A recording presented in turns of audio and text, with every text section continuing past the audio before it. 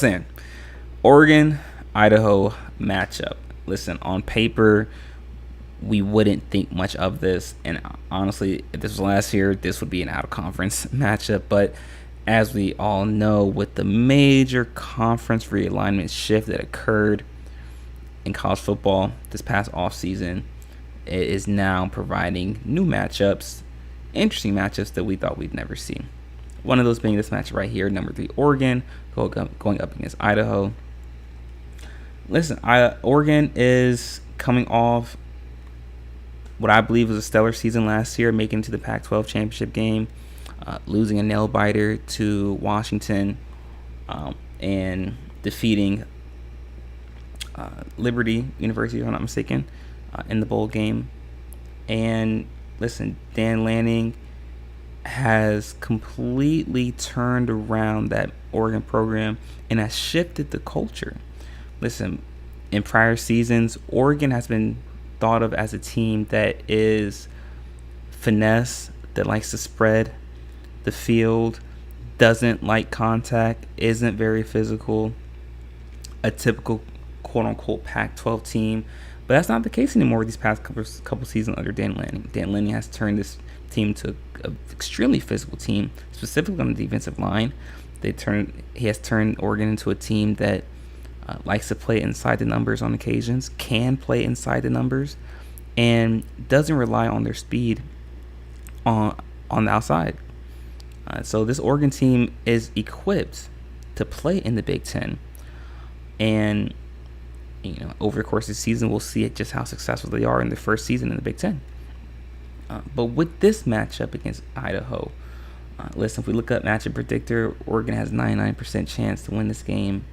And the over-under is currently set at 62.5, and the line is actually minus 43.5 for Oregon. So, listen, ESPN doesn't think this game is going to be particularly close between these two schools, and I don't think this game is going to be close either. But it's going to be nice to see the start of a new era in Oregon with them being in the Big Ten. And also, we'll get to see Dillon Gabriel transfer from transfer from Oklahoma in Oregon, and actually is currently the Heisman favorite.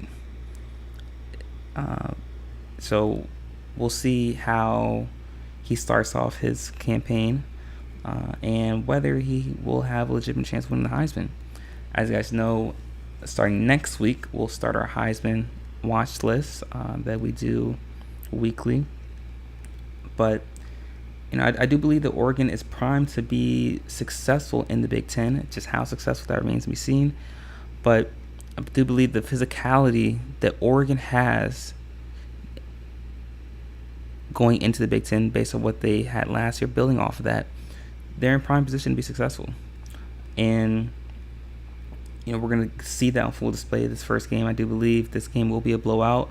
Right now, I currently have Oregon winning by a score of 41-14, and this game will be opportunity for Dillon Gabriel to get a feel for the system in a live setting, and it'll be a chance to show off the physicality that Oregon has, specifically on the interior.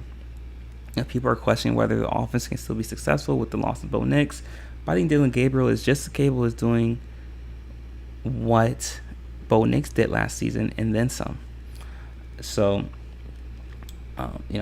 we're very much looking forward to seeing how Oregon fares in the Big Ten. But let me know what you guys think. Do you think Oregon is primed to be successful in the Big Ten? Do you think they're one of the best teams in the Big Ten? Do you think that Dillon Gabriel will be able to mimic and recreate the same success that Bo Nix had in this Dan Lanning offense? Let me know what you guys think in the comment section. I'm looking forward to hearing all about it. But, guys, this was a quick preview. Not much to talk about. But in our next segment, guys, we're going to be discussing a very interesting matchup between LSU and USC. Be sure to stick around for that, guys. Yeah, you're not going to miss it. We will be right back.